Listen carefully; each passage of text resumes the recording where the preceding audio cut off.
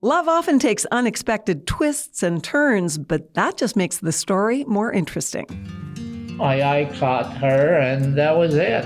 Oh my goodness, I think I'm falling in love with this boy. I told my husband, if you marry me, you're going to laugh for the rest of your life. Join us as we continue to bring to life the Canadian love stories of romance, family, friends, and community. Well, love is the most important thing. I always say that God loves you as you are, because I wanted to be everyone's unofficial auntie. I wanted to be the presence in someone's life that says, I see you, I love you, I uplift you. And I know how important it can be to hear somebody say, I care about you, I love you. So when I was in drag, that's what I wanted to be.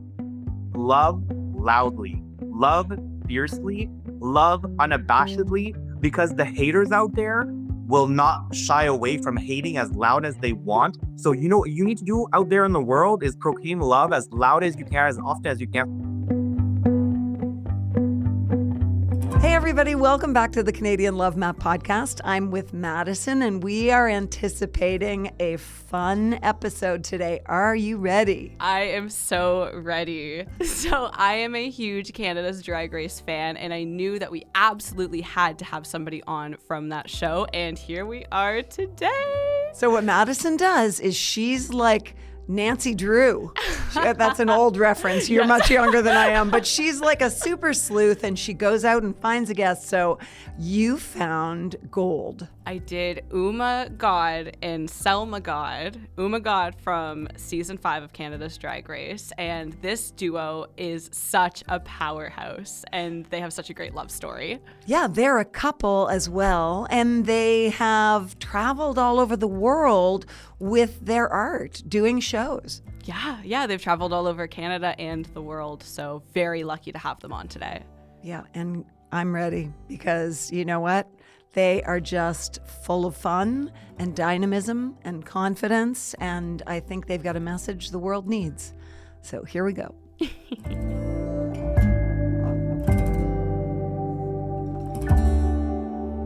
Selma and Uma, welcome to the Canadian Love Map podcast. Thank you so much. Thank you. I didn't want to say your full names because I really want to hear you say them first. Well, I'm Uma Gahd from Canada's Drag Race Season 5. And I'm Selma Gahd, not from Canada's Drag Race Season 5, although I did appear on the show in a picture. As a partner? Exactly that part. Right. But I bet you got to watch it from a whole different perspective as it unfolded. Shall we start there? Shall we talk about Canada's Drag Race? Absolutely. Let's do it. Okay. How did that happen for you? I've been auditioning for Canada's Drag Race for every season since it started. I've gotten very, very, very, very, very close a couple of times. Other times I've gotten not even remotely close at all. And then finally, Season 5 came around and they said, all right, let's do it. They said, okay, Uma is really persistent. We better take her. If she's this persistent, she's going to do great on the race. What was it that made you want to do it so badly? As an artist, because drag it's an art form, right? Mm-hmm. And as an artist, you're only provided so many platforms that can really, take you to a level where you can make a living off of your art. It's not easy for any artist to do it, but as a queer nightlife performer, it's even more limited. So being able to be on Drag Race kind of gives you that boost up that you can, even if it's just to be able to tell people, like, come to my show, you might remember me from Drag Race. And they go, right, Drag Race. Like, even if it's just that, it's just bringing you up a little bit so that way you can really make the most out of a career that I was already thriving in. Yes, it's just a great boost to your brand. Yeah, but she's a little bit too humble, though, because she's been doing drag for a decade, and she's been traveling all over the world with plays that we write ourselves, and we've got nominations for Best Comedy by Just for Laughs. We've had a residency in Mexico. We've been to Edinburgh Fringe with sold-out shows. We've done everything we could possibly do on our own. We've been on all the biggest stages. We've been all over the world. So the only step left was for Uma to be on television, but not herself, because she's also been on television as an extra before. So there really was only one place left for her to go, and that was be the star on Drag Race. So let's be real here. It sounds like life is not at all a drag for you two. Oh, absolutely. Sounds pretty exciting. How did this all start? My drag career actually, I had no intention of ever doing drag. I come from a teeny tiny little village outside of Ottawa in Ontario. And, I internalized a lot of that notion of what a drag queen is and what it means to be, a feminine gay person. And it was everything. I was like, no way, no, I'm not going to do that. And then I moved to Montreal. I did some backup dancing for a celebrity impersonator. And then I did the Rocky Horror Show. So, like, this is the live version where we have to Oh, sing. yeah. Yeah, and I was Rocky. What?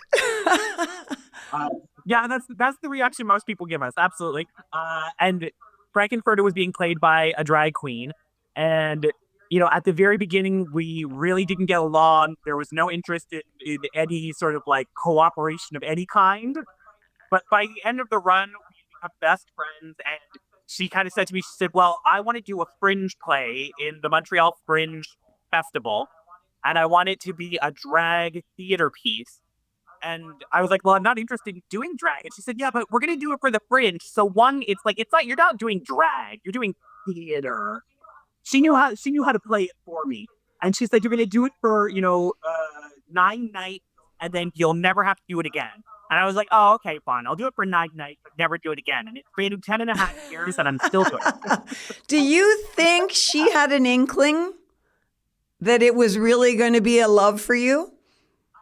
I think that she knew that I wanted to be on stage, and I think that she knew that I was the kind of person that was up for anything. Mm-hmm. Doing Rocky Horror does kind of like bring out a certain kind of artist that's like willing to try a lot of stuff. So I think she had a lot of faith in that, and I mean, obviously she was right. Well, I had a great time doing the initial play, and then the 6 other shows that we've written since then, and so yeah, and then eventually, basically, Selma is my partner out of drag. And so Selma was there the whole time, cheering me on, encouraging us, organizing everything when things fell apart, making sure people felt on time. And then eventually she started her own drag career. But yeah, I think also it started way before that, though, because we've been doing art since high school, right? Like we go way back. Did you meet in high school?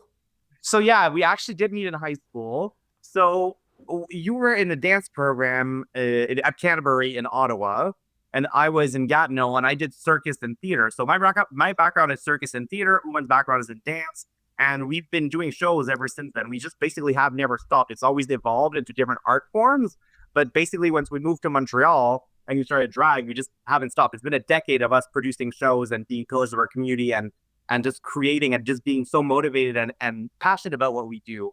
So yeah, we've been together actually since high school. So it's 21 years this year. Wow, congratulations. But let's go back even further because it sounds to me like you are both absolutely performers at the core.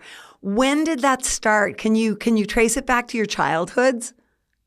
Honestly, yes. Like, when you're a kid, there's some kids, like, I was a shy kid. Like, when I was very young, I was very much like, I want to read a book and I want to play video games. But there's also another part of me that was in gymnastics and liked to perform and be the best at what I did and excel and always be on. And that's the thing with me. I have that personality where, yeah, I am an introvert, but I love to turn it on. And when I'm on, it's time to put on a show. Jazz hands. Yeah, be at home and put on shows for your family. Yeah. Yeah, when I was really little, my grandmother, I don't know if you remember the Canadian Tire Christmas commercials where they were doing like Scrooge and Tiny Tim. Yes. And the little boy would say, "Is it a paper?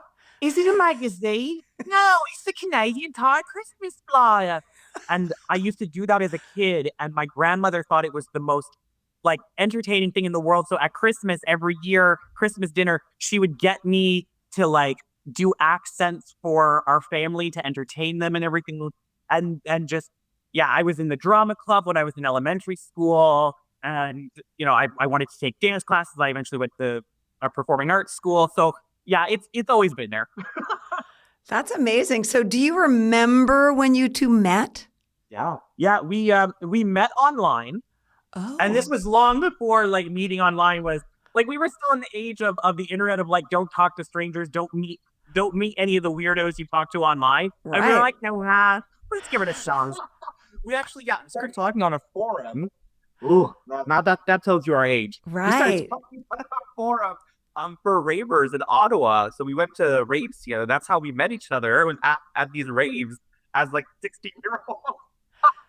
So do you remember the first one? Did you actually meet by going to a rave together? We had talked together online for probably a good 6 months before we ever met in person. Because like I said, I come from a tiny little village of 250 people. So, like getting into the city and to hang out with people wasn't always the easiest arrangement. So we were talking online for a really long time. And actually, neither of us was particularly interested in the other one. Selma thought that I was annoying, and I thought that Selma was crazy. And they're so factual. Sounds like the perfect foundation for a relationship. Exactly. And then we met in person at a rave finally. And basically that first time that we met, it was like, oh, all our suspicions are confirmed. Selma's crazy, Uma's annoying, and both of us went like, congratulations, great, have a great night. Like we were still being friends because again, coming from a small town as a queer kid, like you take your friends where you can get them.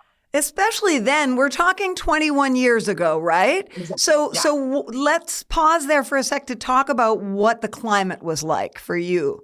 It sounds crazy to say that it was so much more different than it is today, but it's just reality is it's very different. Like the only queer representation I had growing up was Will and Grace on TV, right? So like you didn't really see queer people represented in the media or know how they should act, or like, do you know a queer person growing up? Like it wasn't something that was common. So I'm a very self-assured person and always have been. So at 13, I came out to my parents, to everybody, and I started doing volunteer work for different organizations in Gatineau and Ottawa. And that's how I met a lot of people, because I was out there like doing volunteer work, talking to people. But it was just strange because I was this 13-year-old comforting 19, 20, 21-year-old and telling them that they could come out if they wanted to, but they don't have to if they're not safe. So it breeds this dynamic that the queer community doesn't see age the same way necessarily, because we see it through the lens of our experiences and the trials that we've been through. And those shape you a lot more than just the years you've been on this planet, right? So that's my background. And the world was very different back then. There was a lot more outwardly visible homophobia, let's say. Selma, you were literally ahead of your time. Yep. Wow. Always have been. I'm curious about when it became romantic between you two. When did the sparks fly? So yeah, the first rave we met at was actually in Canada Day, way back at a rave called Momentum. We both were straight edge. We didn't drink, we didn't do drugs. We just went because we really wanted to go dancing and enjoy the liberty of being with people and just enjoying music and being free, right? For us, it was just, we were high on life. And I think that's what made us connect a lot, is that we were out there to these parties just having a good time and enjoying life and being ourselves with our friends. So set the scene for me, if you would, because I think a lot of people like me, and maybe my age, hear the word rave and they think about drugs and alcohol and, it being a little bit messy. Set the scene for me, if you would, and tell me what you loved about it. Yeah, so this was early 2000s in Ottawa, right? So it's not necessarily the same scene that Toronto or Montreal had, but basically they would throw parties in places that were not conventionally clubbed. So we had some that were in the basement of churches. We had some that were in ski lodges. They were basically throwing events in spaces that still happen now, but now they're more commercial. It was underground in the sense that not all of them were fully legal, didn't have all the permits to be there. Right. But it really was about getting together and enjoying music. So yes, there's people that do drugs. That's what they do when they go out to have the party and have a good time. But it's not because you went there that you would go and have drugs. The same way that some people go out to the club and have 17 shooters, and some people go out and have one fancy cocktail, right? Mm-hmm. So it's kind of the same thing in the rave scene, where there's so many diversity of types of people that go. But what united all of us, that we want to go out and feel the love. We have this thing in rave culture called plur. So do you want to? So plur is peace, love, unity, and respect. That's the ethos of the candy raver, which is what we were. So we were those kids that were decked out in like bracelets up to our elbows, and we had teddy bear backpacks and like fun fur vests and fat pants and all of that stuff, bright colors. We dyed our hair and all kinds of crazy stuff like that. That's where we were. So we were at this rave, and at some point, because we were straight edge, like we said, we're not taking anything to keep us going all night. At some point, I got a little tired, so I took a little nap, and I slept with my head in Selma's lap. And then afterwards, on the way back, we were on the shuttle bus because they would drive you from the venue back into town on a yellow bus, on the yellow school bus, everybody together. And Selma was sleepy at that point, so she slept on my shoulder. And then we were together then. Wow. And where did your relationship go from there? How did it grow? Like a roller coaster, because we were 16 years old. Oh, yeah. We've always had a relationship that has been authentic and honest and passionate. People that know us will be like, oh, when you two fight, it's so explosive. I'm like, yeah, because we both care. We don't fight because we hate each other. We don't fight because we hold grudges against each other. If we fight, it's because we care deeply about one another, and what's happening is something that either upsets us or we don't feel respected. And then we fight and we sort it out, and then we move on. Right? So I think the best way to describe a relationship is not a roller coaster in the sense that it was bad and horrible and good and we learned. And no, it was just a roller coaster in the sense that we're both very authentic, passionate people that care deeply and respect themselves. So we both want to be correct, which, it can happen. You can both be correct and both be wrong. Yes, that's right. And both say yes, dear. Yeah, I mean, well, we occasionally there's a little bit of yes, dear, and sometimes there's a little bit of whoa, no. Yeah. But I mean, when we started dating, again, this was cell phones were just kind of becoming a commonplace thing. So because we lived so far apart, a lot of our relationship was over MSN Messenger, and then the radio station in town used to have a call-in number that you could call into, and then you would listen to an ad.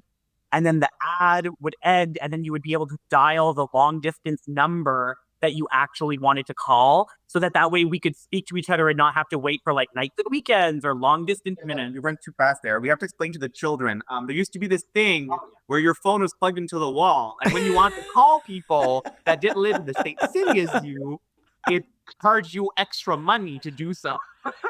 That's a very important point to add, because it's true. We just take it for granted that everyone knows that now. But yeah, okay, landlines. Wow, yeah. The landline. You built your relationship through a landline. I love it. Yeah, my VTech see-through red phone. Yeah. Oh, that is so great. I know now when Uma started drag, but I'd love to hear about you, Selma. So you were already together. Yeah. So we're already together. I had been producing our shows and managing backstage. I was still hosting as Noah Gahd, Uma's husband. I had a glitter beard, our full persona, costumes, and the whole shebang. But then this show came on called Dragula, which is, for people that don't know what it is, it's kind of like Drag Race, but for underground weirdos, horror metal fans. Oh. So it's absolutely wild. And I had seen a lot of drag and been like, yeah, I love drag. Obviously, I with Uma and I produced drag plays. We traveled all over the place.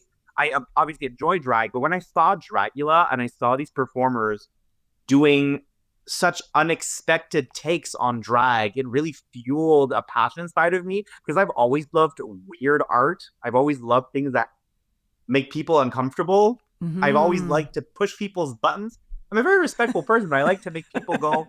I like to make people see things outside of their comfort zone, because I feel that's the best way to make people realize that it's not as bad as they think it is, right? Right. So I saw Dragula, especially season 2, episode 1, where they did the Cenobites and they came out as these creatures from horror movies, and it just floored me. It absolutely floored me. I was like, now I want to do this. So I decided, as any rational, common person, to start doing drag with my very own monthly show that I hosted myself.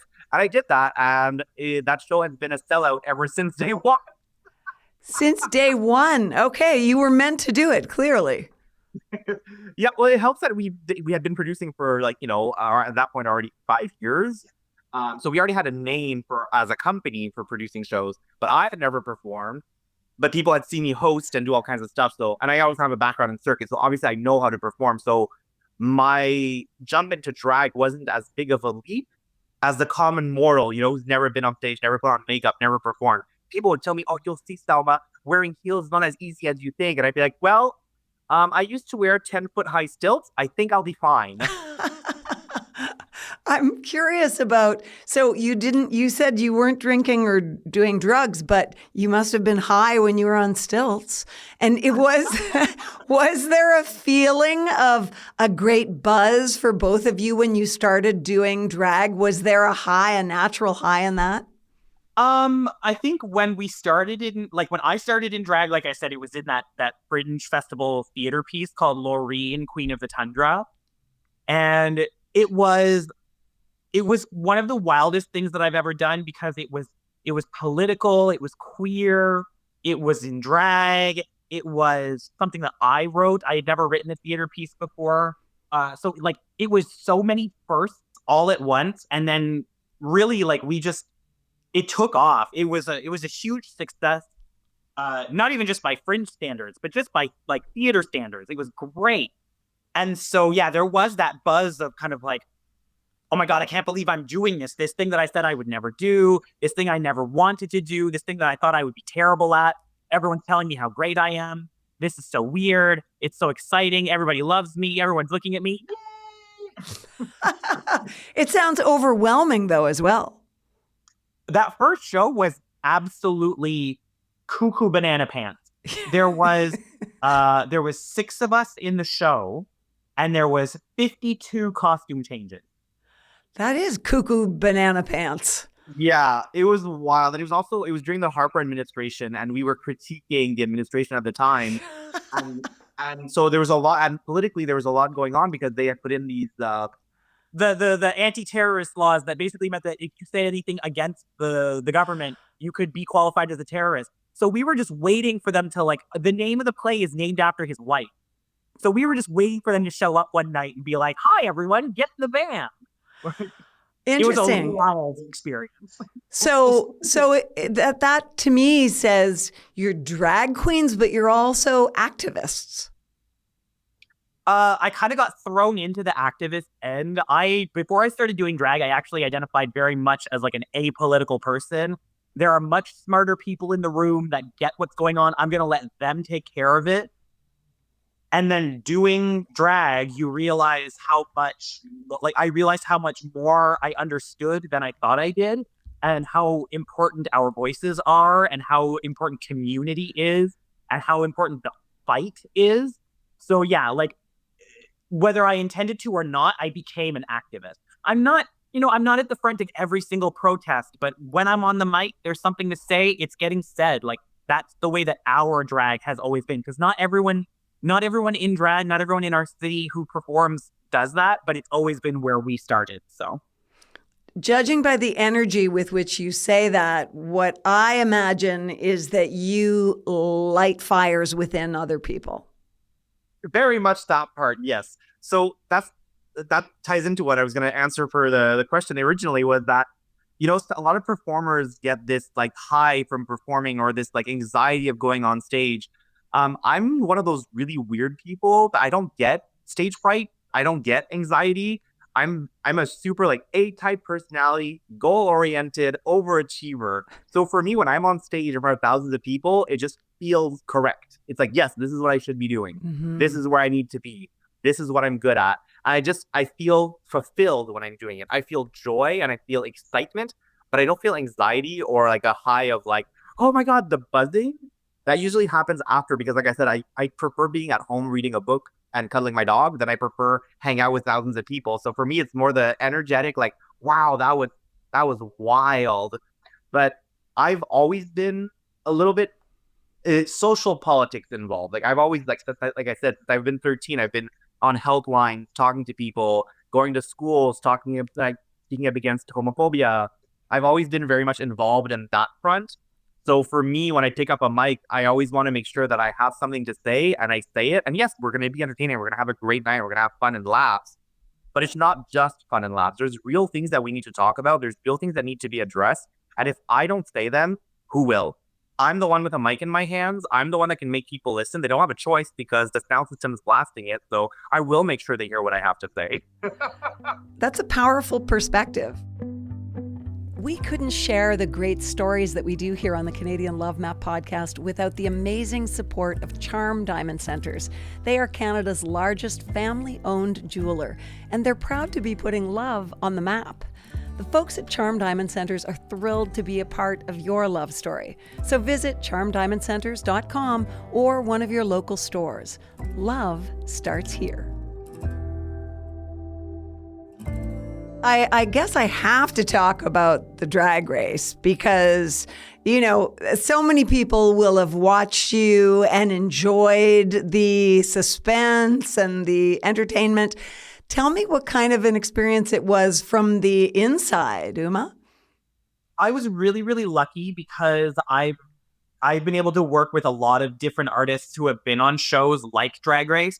So whether it's Dragula or Steampunk or Drag Race in different countries, I've worked with a lot of really great artists who have done this before. And so I had a good understanding of what to expect from production and what the edit feels like not what the edit looks like, what the edit feels like. What does it feel like to come home months later, you get to see yourself on TV and go, huh, you know, like I was well prepared for a lot of that. So my experience of Drag Race was overwhelmingly positive. I went in knowing that only one person can win. And yes, I absolutely could win. But mathematically, I probably won't. Yeah. And that meant that when I went in, I was like, you know what? I'm doing this for me. I'm doing this to represent my community. You know, Montreal drag is very, very particular on the grand national scale. No one does it quite like we do it. And I know every city says that, but that's because every city is a little bit different. But Montreal really has something particular. And so I said, I'm going to go up there and I'm going to be doing it for the other drag artists from Montreal. I want to show people what it is that we do, what I do, because my drag couldn't exist the way that it does in any other city. Well, the biggest thing for Montreal is that we have drag cabarets. So like, yes, there are drag artists that are performing in nightclubs and in bars and things like that, but we have drag cabarets. So that means that there's people who come in and there's tables for them to sit at, and they're there to watch a show with drag artists that are hosting, that are doing numbers. You know, if you go to Toronto, their biggest venues are kind of like the drag is almost incidental. So it's at a nightclub and there's a drag show going on. So you're competing with the people that are there to drink, you're competing with the people that are there to dance, and you're trying to entertain all of them and capture all their attention. And then they are one drag artist on stage in one costume for 30 minutes doing back-to-back numbers. Right. So they do it in one costume and that's it. So there's not a lot. They're athletes. Yeah. Totally different scene. Yeah. They're athletic jukebox machines. Yeah, they're athletic jukeboxes. And I don't say that as like as to be shady. Like they've said it themselves. That's the style of drag that exists there for the most part. Whereas in Montreal, we're only doing 4 numbers in a whole show. And then that means that I get to change my costume every time. I can bring you a new character. I can use a song that maybe people don't want to dance to. Maybe I can use audio from a movie and make a joke about it. So like the style of our drag is very vaudeville. It's very cabaret. So when I brought my drag to Drag Race, I said, that's what I want to show people. I want to show people the artistry of drag that we do the way we do it. And I said, as long as I get to show that, it doesn't matter whether or not I win, because what I've done is demonstrated to the world what I do. And that means that I've opened myself up to a whole new audience. And the people, there's lots of people that don't necessarily understand the drag that I do. You know, my makeup is crazy. When I'm in drag, I put on a voice and I have a little Midwestern accent. And, you know, I'm out there doing some crazy, you know, everyone calls me Auntie Uma because I'm an old lady. So there's a lot of people that don't get what I'm doing. But the thing is, going on Drag Race, I wasn't doing it necessarily just to win. I was trying to win. But I knew that even if I didn't win, the people, maybe not everyone would like me, but the people that like what I do will have found me. So that was really important for me. So that's why when I came out of it, I was still, of course, I was disappointed that I didn't win. Spoilers, everyone, I don't win. But I was still very proud of everything that I got to bring. Was it hard to keep the secret during that time when you were still in the vault and no one could know that you had been on the show? The hardest part of keeping the secret is that, like, unfortunately, there's ways for people to know that someone is on Drag Race. You know, you disappear from your socials at a certain time for a certain amount of time, and everyone kind of figures it out. Right. That's kind of out of our hands. But that means that the hardest part of keeping the secret is that no one wants to keep the secret. No one else is playing the same game as you. So they sit there and they go, I can't wait to see you on TV. And you have to go, I don't know what you're talking about. And it's terrible because you want to celebrate. You want to tell everyone. You want everyone to know because it's like, it's so exciting. But you have to lie. And the more you lie, the more people argue with you. And the more that you argue, the more people think that you're lying. So it's just kind of one of those things I always tell everyone. If you think that your favorite drag artist is on Drag Race, zip it. Just don't say a thing. Okay, so let's speed through. Let's fast forward to the part where it was actually fun to hear from people about their reaction. I mean, obviously that was wonderful.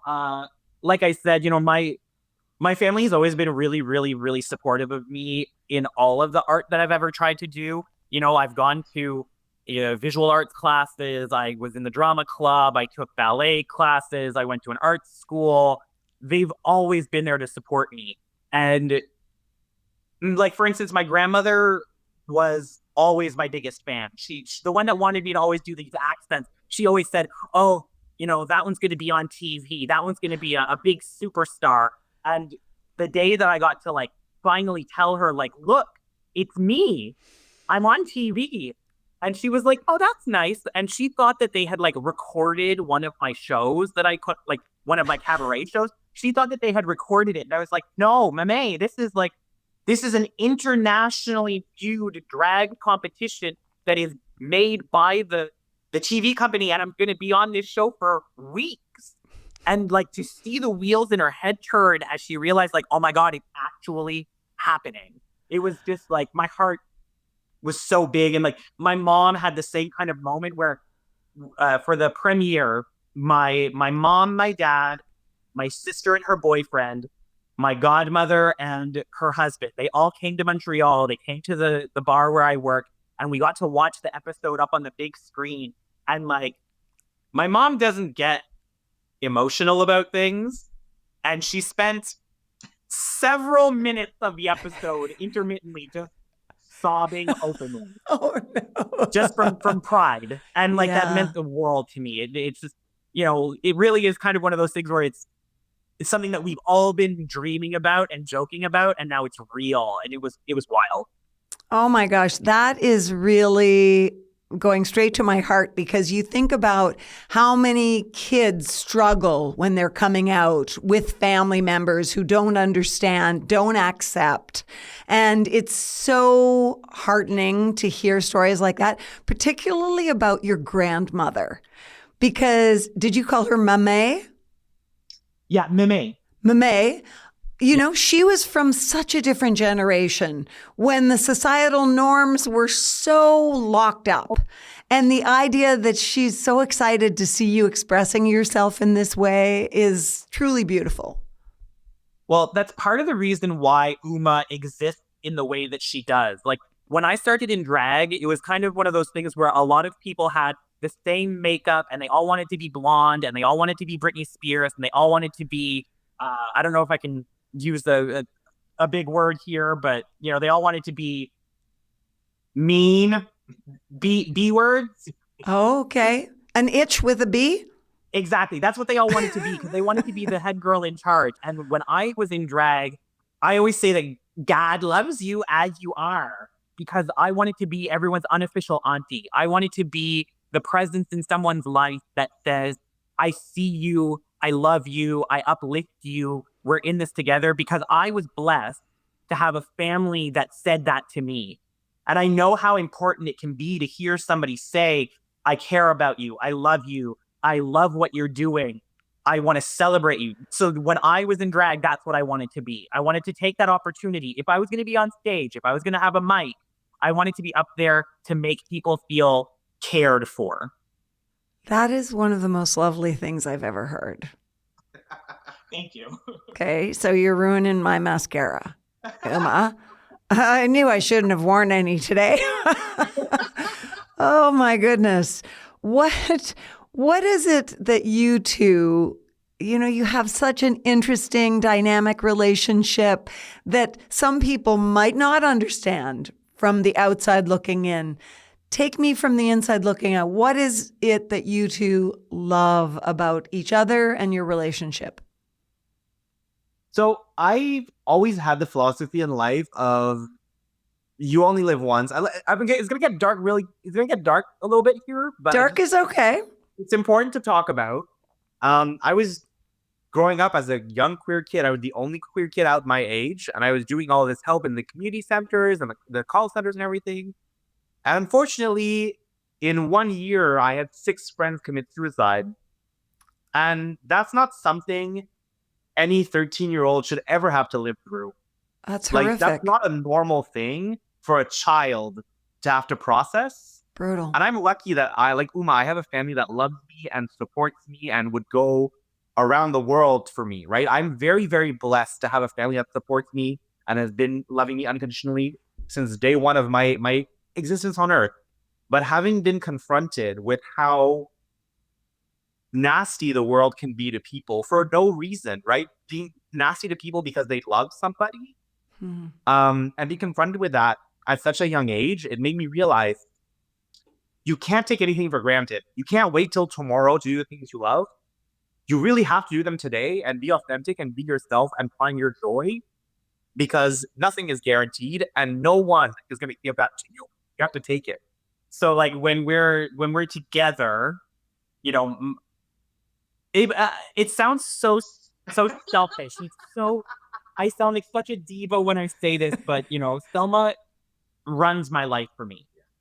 She takes care of everything. I am someone who, I need very, very, very little to be satisfied in the world. This is true. So You're a low maintenance girl? Very low maintenance for myself, because I'm happy to lay in bed and rot. I am happy to eat tuna fish sandwiches every day. I am happy to take a bath and sit there for 2.5 hours and do nothing. I don't need a lot in the world. But Selma is somebody that she strives. She wants more out of life. She wants the best, or maybe not even the best. She just wants everything. She wants the possibility to be endless. And so she takes very good care of me, because she is, she's making my food. She's my manager. So she's doing all of my bookings, and she drives me everywhere. She helps me style my costumes. I always make the joke that I'm not even talking right now. I'm just doing a lip sync, and she's the one that's talking. She runs my life for me. And I often feel really, really guilty. Of course, there's things that I do as well. I'm the one that takes care of the laundry and the dishes and keeping the home nice and cute and decorated and all that stuff. I try to do little things on my own as well. But we've always said that we're in this together. We're in this celebrating, and the work doesn't always look the same, but on both sides, we're both doing things. But she takes very good care of me, and I'm just very, very, very blessed and thankful. I am a well-kept woman. When I was little, my grandfather used to take care of me before and after school. He said, "You know what, kid? You're either going to marry young or die of starvation." So I got engaged at 18 to a pastry chef, Okay, so I hear how much gratitude you have. This is your chance for payback. What is it you love most about Selma? My childhood, of course, was extremely secure. My parents loved me and took very, very good care of me. But there's a very special kind of security that comes from your partner making sure that everything is okay.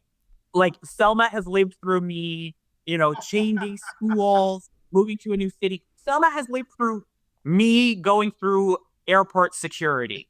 Multiple times. So the thing that I love the most about Selma is the security that she is able to engender in our lives, and the way that that makes so many things possible, because that's what it takes. It takes security, and then creativity can flow from everywhere after that. And so it makes our lives so much richer, just because she is such a good caregiver.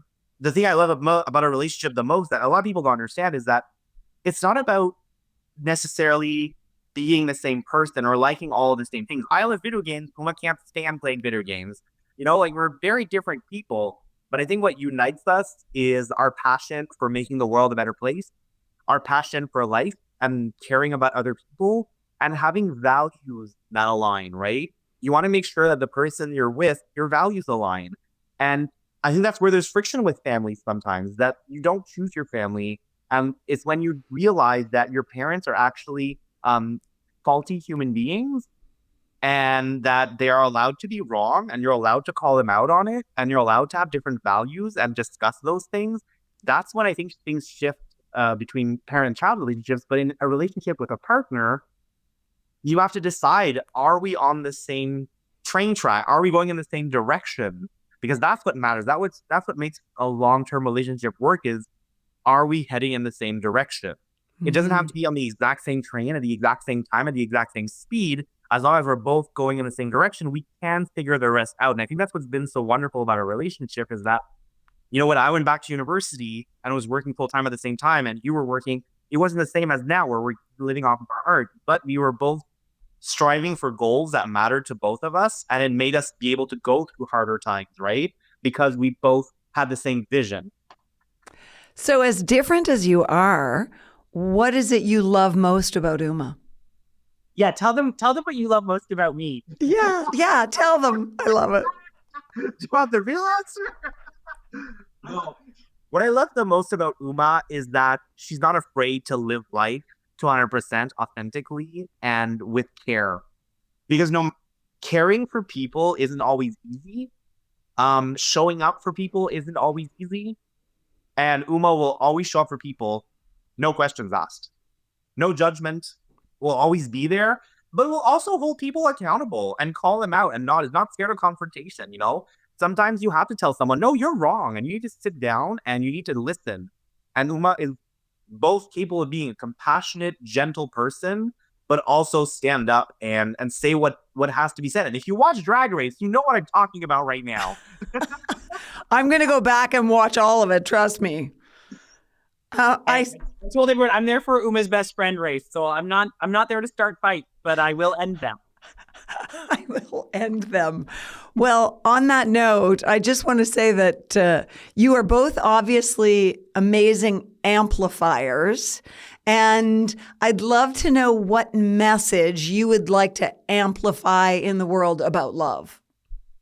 I mean, there's so many things that you can say about it, because there's love that there's so much love in so many different places, even now when things look really, really bleak, you know? So, like, you know, I want to tell people, find what you love and do it.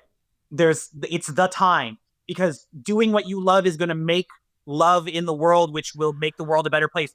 There is part of me that wants to talk about, you know, what is it? The parable of the choir, where, you know, when we all get in this together, when we show each other love and we support each other like that, you know, a choir, it's not everyone singing full blast all the time at every second. It's some people sing louder so that other people can take a breath, but you never hear the note change. You know, whenever we get hired for a bachelorette, I always tell people the same thing. You know, for us, the key that we found for our relationship is that, you know, for so much, people tell you that love is not fighting. Never go to bed angry. No, sometimes you need a nap. Okay? Like, sometimes you need a nap. And love is conflict sometimes. We fight at least once a week. At least once a week, there is a loud discussion that we need to have. But the thing is every time we do it because we care, because we love each other. And there is either something that I know I need Selma to understand about me, or I realize that there's something about Selma that I'm not getting, and I need to take that time to understand it. And that's it, where it's like, make every fight count. Love doesn't mean there's always peace and harmony. Love is making every argument count, learning about each other every time. And that's relationship wise, but also societally. Go out with love. When there's someone that you disagree with, there's love to be had there. There's communication to be had there. And if you're both in it for a reason that counts, that's the cargo. There can be so much. Yes, of course, there's people that we don't need to engage with. Of course, there's people we don't need to engage with. But there is so much love to be had even through conflict. So like right now, the world is scary. And I just want people to go out and like, as much say, I want everyone to go and make love. Well, that's the first time we've ended the Love Map podcast with that proclamation or edict. Uma just said it. The world is on fire around us. Let's be very frank. Like it's been rough these last couple of years, and it's getting rougher, and it will get rougher. I don't want to be discouraging, but it's just the reality of the political landscape we're in right now. But what I want to tell people to remember is two things. The first one is that romantic love is not everything. Love your friends, love your family, love your community. That is what's going to keep you going the longest. Romantic love isn't always forever, and that's fine. That's the first thing. But the second thing to me, which is the most important, is love loudly, love fiercely, love unabashedly, because the haters out there will not shy away from hating as loud as they want, to find people on their personal profiles to harass them, to talk to you on the street and say something disparaging. So what you need to do out there in the world is proclaim love as loud as you can, as often as you can, so that the people that are full of hate, that want to say hateful things, feel ashamed. We want to shame them, but with love. We want to make sure that our love is so loud that they feel like the weird one. Stop letting people stop you from loving. I know it sounds silly, but we are so afraid of telling people that we love them. We're so afraid, and we feel like it's taken for granted. Oh, everybody knows. No, tell people you love them. Say, bye, I love you, I have such a great day. And tell people you love them. And when you see negative comments online, you don't have to fight the people necessarily. But what you should do is leave a positive comment. Leave some love in the world. If we all amplify the love that we have, we can really change the world around us. Well, you are preaching to the choir, believe me. And I said you were both amplifiers, but I want to thank you for your ample fire, because that's what you're bringing. That's what I hear. That's what I feel. It's what I see.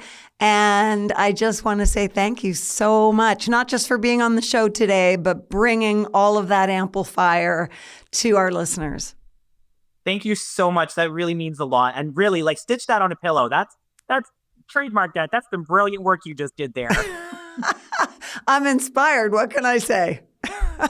Thank you. Thank you both so much. Thanks so much for listening to the Canadian Love Map. This podcast is presented and made possible by Charm Diamond Centers. It's hosted by me, Nancy Regan, and is produced and distributed by Podstarter. We love sharing love stories of all kinds, and that could include yours. So do you or someone you know have an uplifting tale to tell? Reach out to us on Facebook or Instagram using @CanadianLoveMap or email producer@podstarter.io. We'll be back next week with another love story to add to the map.